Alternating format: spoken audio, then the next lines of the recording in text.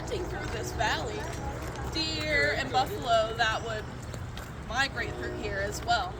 So what brought them into this valley was not only the fresh water of the Kanawha River, but salt springs would come up from this ancient ocean. So, I mean, the Indians had the best of it all. They had their game, and then they figured out how to harvest the salt that was coming up from these springs, so they were able to not only get their game, but also have the salt to cure the meat, as well as the hides, use it for dyeing. I mean, the original medicine was salt as well for wounds. There was no alcohol or any type of disinfectant, but salt is a natural antibacterial, so they would use it to cure wounds. However painful it might have been, it was their medicine at that time. Now, the Shawnee made a grave mistake.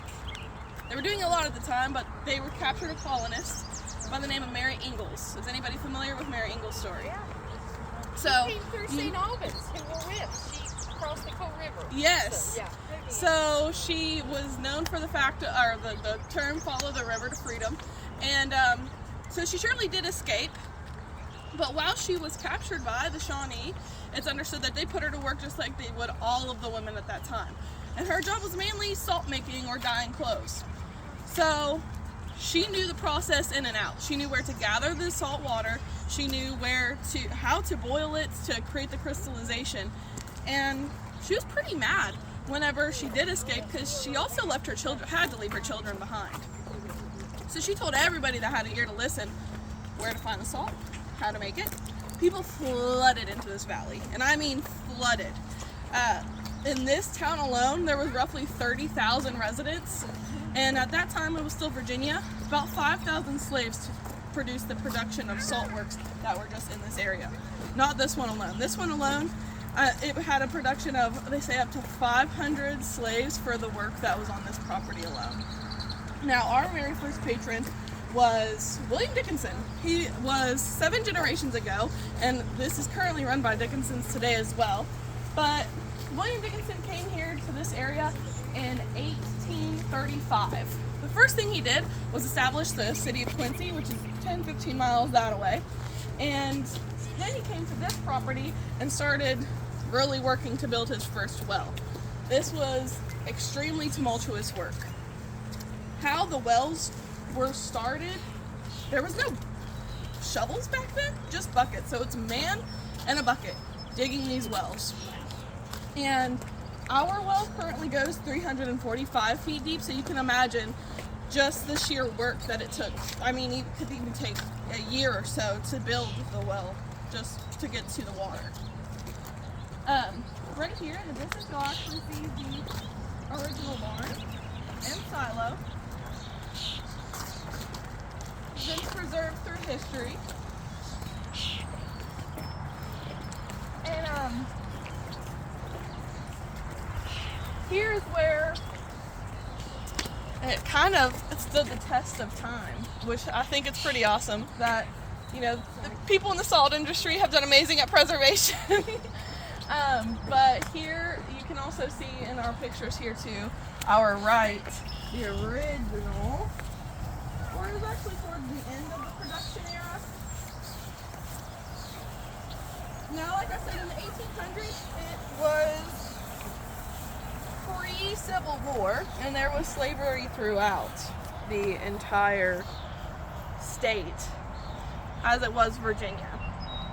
Now, whenever it became West Virginia and the Civil War was in full swing, the Union came through and blew up every single one of these wells that was through the area.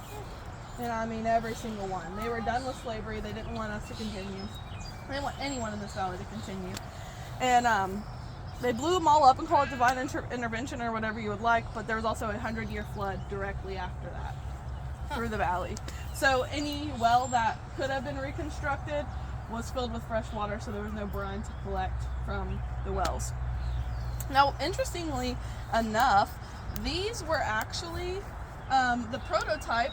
Texans came down from the south, saw this, and decided to use the same infrastructure for their oil wells as well. And here, this is actually a picture. It looks, you can see from the technology in the picture, to be at least in the 1920s, if not 30s, towards the end of the salt production here. And the Dickinsons were the last ones to produce salt in this valley because they had enough family members to actually produce the production after slavery had ended. You can also see there was a well here behind the barn, and that's the original silo. So this is all the brine storage tank behind the barn at that time. Now, whenever they started building these wells, and their production used the boiling process just like the Shawnee would have used. So with the boiling came a whole lot of timbering. They timbered this valley till there were just about no trees left. They timbered so hard that that's how they found coal in the valley and continued to use the coal to fire up the vats and make the salt. So if it were not for salt, they would not have found coal here in West Virginia. This was the very first booming industry. They were shipping to the south, they were shipping to the north, to Porkopolis in Michigan. It was the salt of America at the time. It's how West Virginia had its very first wealth flood into the area. Like I said, this valley alone had 30,000 people. It's what put Charleston on the map. Interesting is how they built these. Not only would they start digging with just a bucket, but once they started to hit a muddy-ish type of soil, they would make kind of like an ancient piping, because modern piping didn't exist back then. They would hollow out a tree and send a man down the middle to continue digging to create this pipe. So this was undoubtedly very, very fatal. I mean, sometimes they say that it's said, don't know if it really happened, that the water would come out with such ferocity it would shoot the man all the way through the sycamore tree to the top and onto the surface. These are mostly slaves, I would say. At that time, yes. At the time that the wells were being built, yes. Now, like I said, once the Civil War was in full swing, they came through and demolished it all. And the Dickinsons, because they had enough family members, were able to carry on the salt making, and they were the last ones here. And then this current production, because it ended into around the 1930s is when it ended. It started back with Nancy and Lewis, their brother and sister, 7th generation Dickinsons. In 2013, they started this current production. And our process is a lot more different because it's environmentally friendly. We do no boiling. We let the sun heat. Today it's a little bit cooler and the sun's a little hidden, so it'll be a much easier walk-through experience in the greenhouses, as it won't be too hot, which is good for you guys. You still get to see everything, but it's not as scorching. So, so you saw the huge, in the picture, the huge wells. That's our well, that little guy there. He does a lot of work around here, though. all of our brine comes from him, and he comes over into these tanks, and it actually comes in a very reddish color. Our soil here is iron rich. So this is what it looks like coming out of the ground. Very red.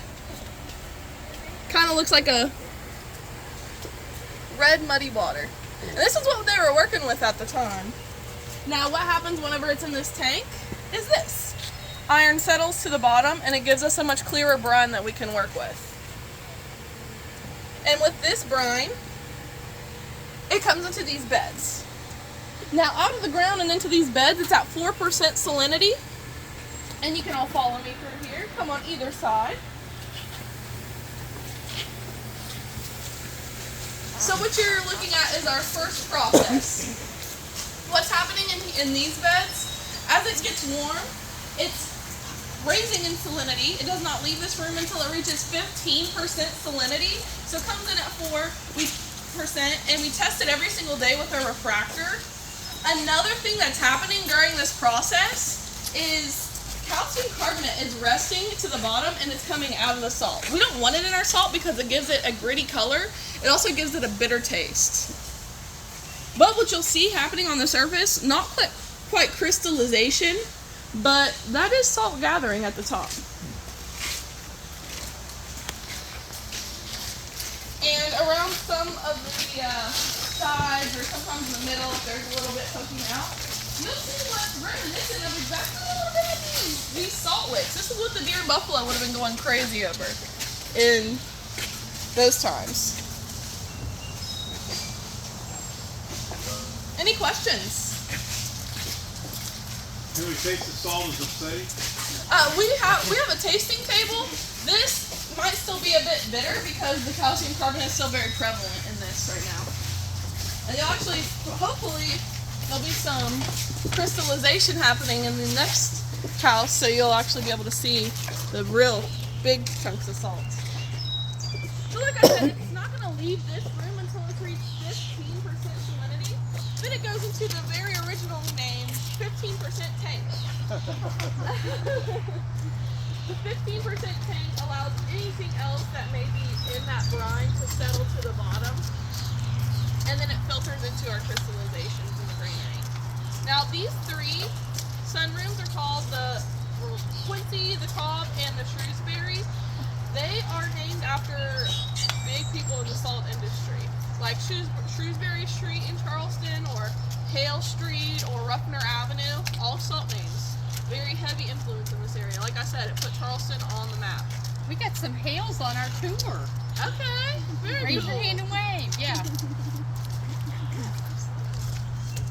Heritage of the Hale family? Probably not. No. They've been here for like since this place was discovered. Yes. Probably Yes. not. So it comes into this room. This room is still will be warmer, but because it's a nice cool day, cool morning, won't be too bad. Oh yeah, lots of crystallization happening. It was hot one yesterday. So this bed had almost nothing in it yesterday. Look at how it's already come along. And so you can see the natural shape, the molecular shape of the salt. Very cool. We can flood in here so everyone can see.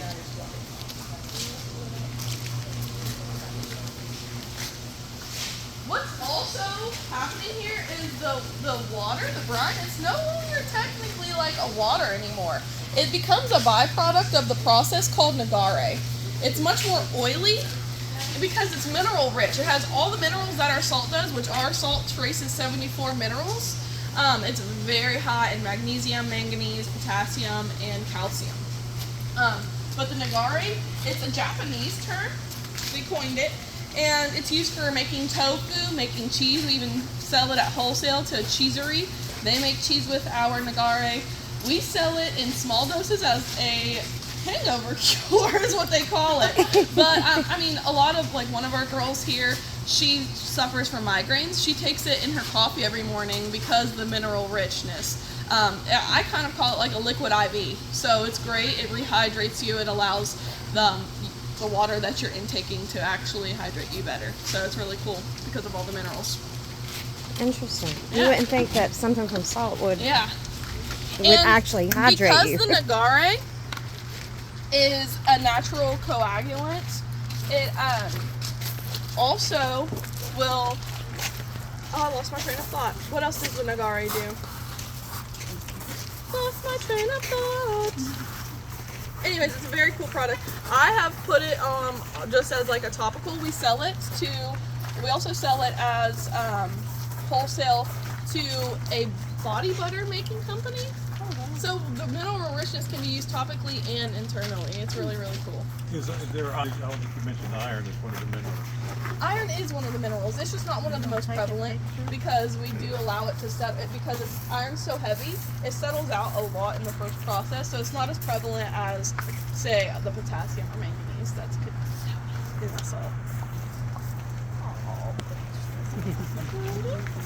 And you also get to see the production. So we rake that out pretty much every morning or every other morning, just depending on how quickly the salt crystals are manifesting in there.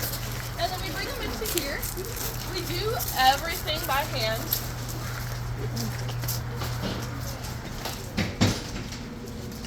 So we sift for different grains of salt. So we have our biggest, which is our grinding salt. And you can pass that along, everyone can see the grinding salt. Then we have a medium grain, which is finishing salt. That's our favorite. And then we have the smallest, which is what people would be most used to, which would be kind of like a table salt, but we call it our popcorn salt. So we sift through, get our different grains, and then we also clean it by hand. So we come through on a tray like this, and it'll be covered in salt. And we just go in by hand, and we pick out any impurities at all. And we also do have the original Quinaula red salt. You saw that very first water that was extremely red. So this is what they were famous for back in the day. They even won a World's Fair for it. And back then they were producing so much. They were producing about 60 tons of salt a year. Today we produce maybe 15, 16 tons of salt a year. But it's very cool, and you can also pass through. We can no longer sell this for consumption because we can't regulate the iron that's in it. So the FDA, there was no FDA back then. And then this is the Nagare. As you can see, it's very thick, much thicker than water because it has all the minerals. Yeah, a little bit. Yeah. And that's what we, again, use for... You can use for cheeses. We have a ricotta recipe and a tofu recipe that uses our Nagare. And yeah, it's really cool. And you can also pass this around. This is salt that we allowed to just grow and grow and grow and grow. And I'll hand a couple more out so you can all see. You can see all the natural right angles that form. It's a really cool property of salt. But the deer would love that. Oh, absolutely. The deer and the goats and the everything. Every hoofed animal. Or dogs. Dogs love salt as well. And then here's just a small list of some of the minerals that are in ours. And you can also pass that around and everyone can see. Very rich in Healthy, pretty healthy profile of minerals. Absolutely. So our CEO, Nancy, she came into this with the idea that you should eat where you're from. Because Yeah, that would be minerals that are great. where you're from are things that you need in your body. So through this list, you can see all the things that are in our salt and that why our salt is really great for you to consume as someone from Appalachia. We got a lot of people coming from out of the area. It's still Yeah. probably good for them. Yeah, absolutely. Absolutely. Are you aware of that? The Reynolds were probably a salt family here. Yeah, they just focused on that one family. Basically archaeology is what Okay. it's about. Very cool, very cool. If they are, we have a list of salt furnaces in the area and the family names attached to it. They're probably on that list. And I missed the very, very beginning. If you could just tell my viewers, where do you get the salt from? Oh, an ancient ocean. It is beneath the Appalachians. It's believed that whenever, which I didn't get to share this originally, it was believed that during the cataclysmic event of Pangea separating, that the salt water got pushed beneath the plates and to where it is now. And it's known to be around the entire Appalachians.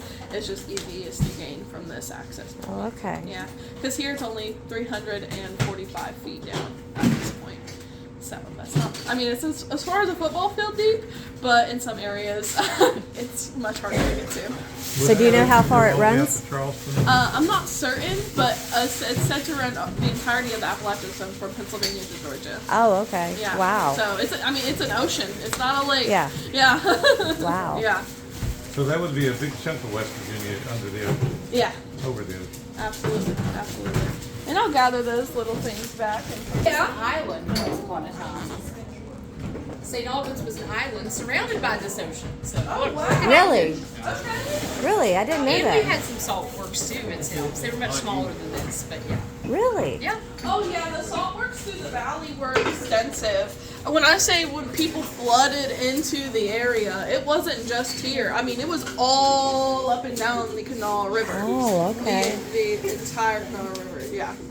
I didn't realize that. Yeah, yeah. And you can come through here. This is just the rest of our production. We package it. We even infuse it with different flavors like our ramps and ghost peppers. Yes. There is a tunnel nearby that used to be an interstate tunnel, is no longer functional. They grow mushrooms in it now. Our mushroom and herb salt is mushrooms that were harvested from that tunnel. We also have I think I might have passed it actually. We do an Appalachian mercantile box. It's coined by us. It's products that we love all the way up and down the Appalachians. We do a monthly subscription. We also do like a one-time sale if you just want to treat yourself one time, but it's really cool and interesting and a way to work with our partners here in the Appalachians. I'm super proud of it. And then we have a very big online presence, so everything, this is the heart of everything that comes from us.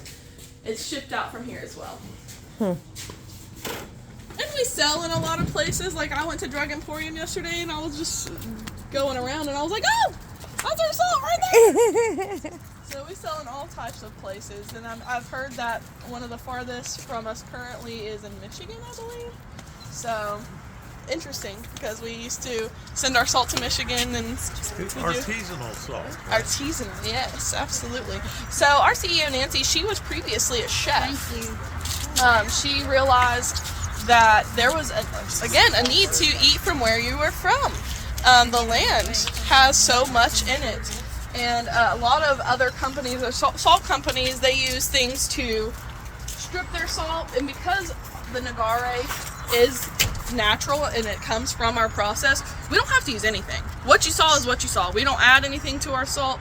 We just allow nature to do its thing. We allow the sun to purify our salt, and then we just take anything that might have gotten, like a bug that might have got anything that might have landed in the salt, we take it out by hand.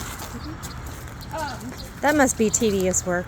Yeah, but it makes for a great product.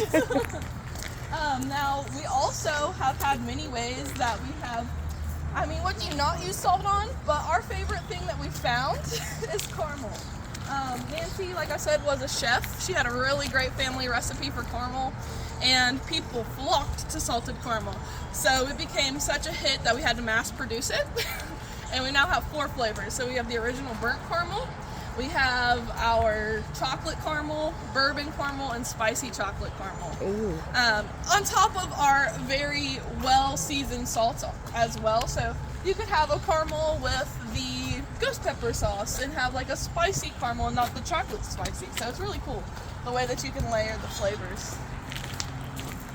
And you all get to try them. They're all in here. Nice. Any questions that anyone has before we go inside and start tasting? When they were drilling in Worth County at Burning Springs, I believe they were drilling for salt and they hit oil.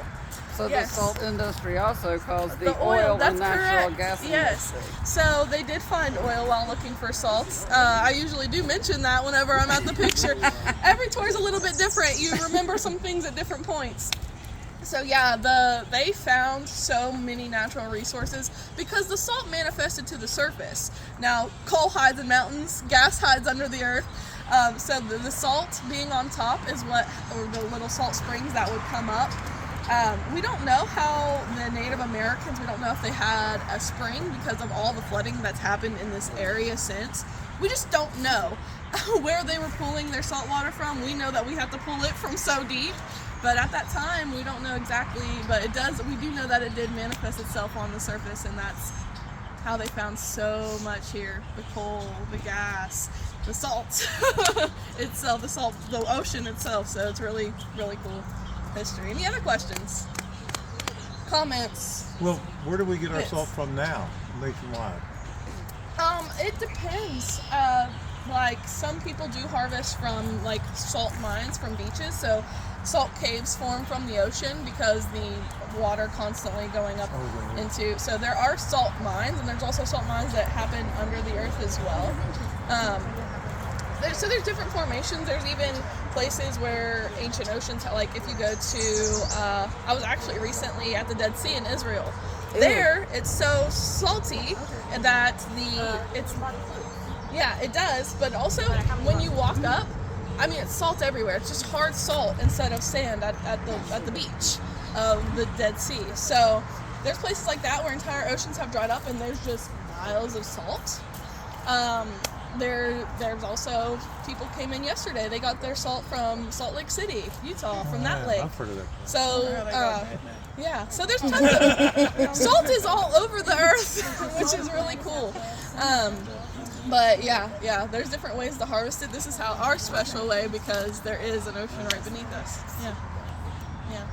Anything else? Has anyone ever dug down and actually explored the ocean?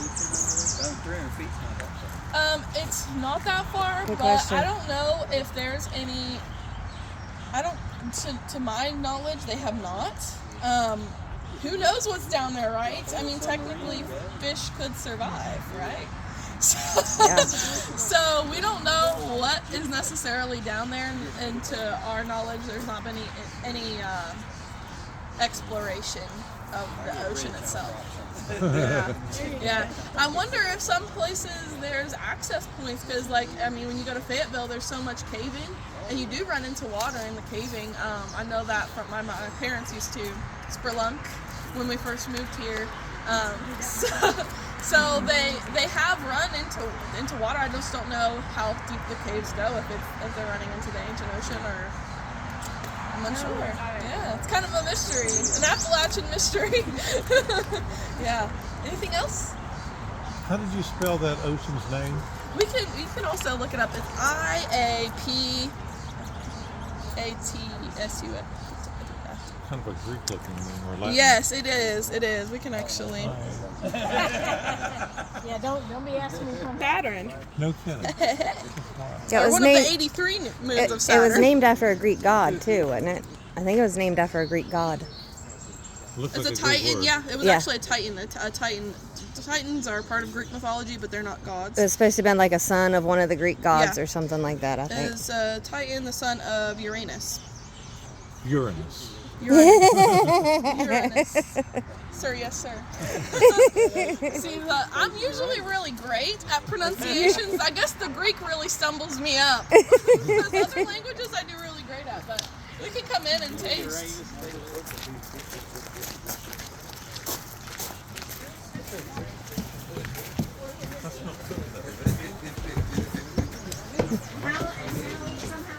It was probably my body spray. And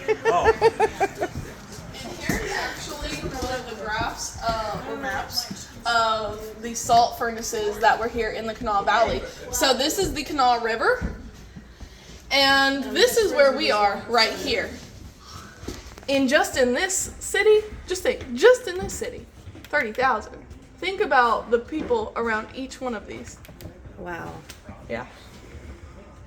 And then these are the family names here.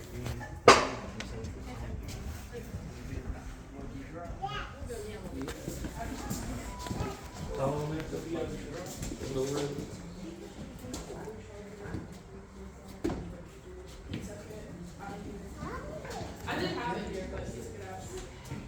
What do you need? An iPhone charger?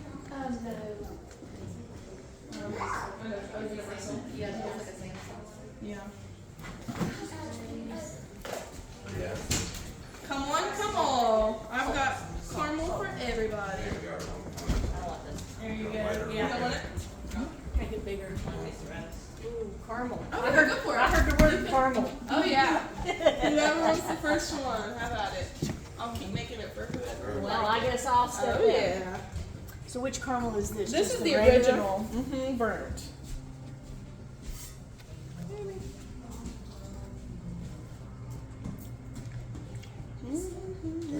Yeah, my pleasure. That's good.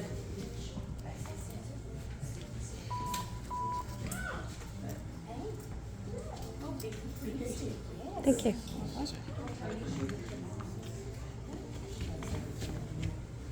So how do you want us to taste this salt?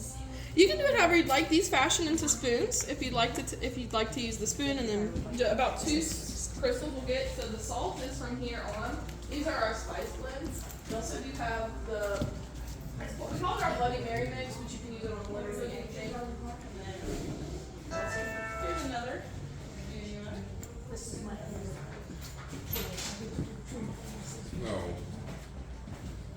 Would you like the caramel? caramel is great. But I'll still say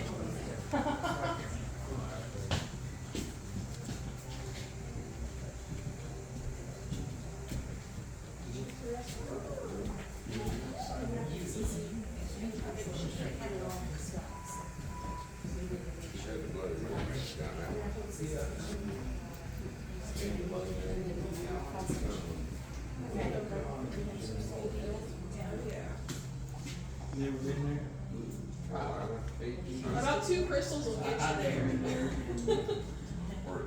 It is saltier than most salts. We actually say use a third because it has a higher sodium content. Anybody else would like the salted caramel?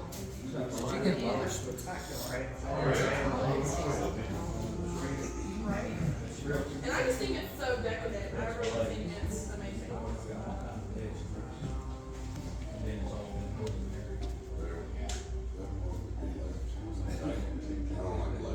I'm gonna be blueberry out here. Everything else in front. It was very Seafood, much. and I took the non-seafood. Yes. Good on the chocolate, Holly. Hey, if you want chocolate, I'll serve you the chocolate one next. This is the regular burnt caramel. Oh yeah. Would you like to try the chocolate caramel? But I think that was something started by the French, salted caramel. I believe. It's delicious. Delicious, it is. It is. They had it right, Lillian. Would you like the salt with the chocolate? I hate to be greedy, but yes. Okay, gotcha. It's not greedy. There you go. Thank you. Pleasure.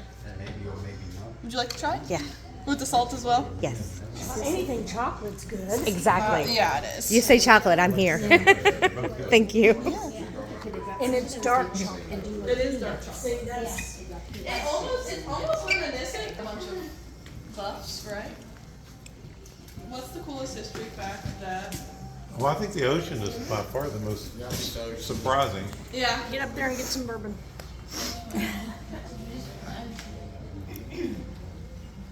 Would you like one as well?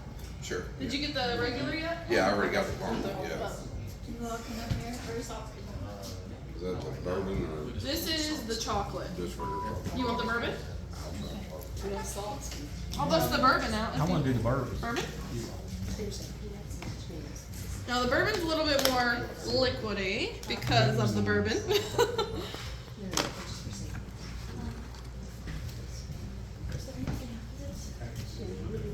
It's like a bourbon. Ooh, yeah. Nothing wrong with that. You want to try the bourbon too? You gotta try bourbon. I mean, Oh, yeah. if the sample's here, you might as well try it. Right? Exactly right. So the bourbon's so much more liquidy. What it does to the sugars. Thank you. Yeah. Back near the beginning. They got good stuff, don't they? Ah, I'll sneak in and grab a bourbon then. Oh, she's got it right there. More bourbon, what you gotta do. Gotcha. Oh, that's. I think that's my favorite. Which one is it, the bourbon? The bourbon. Oh, I'm gonna try that. That's what she's got. She's got it Yeah, I there. haven't tried it ever before and tried it.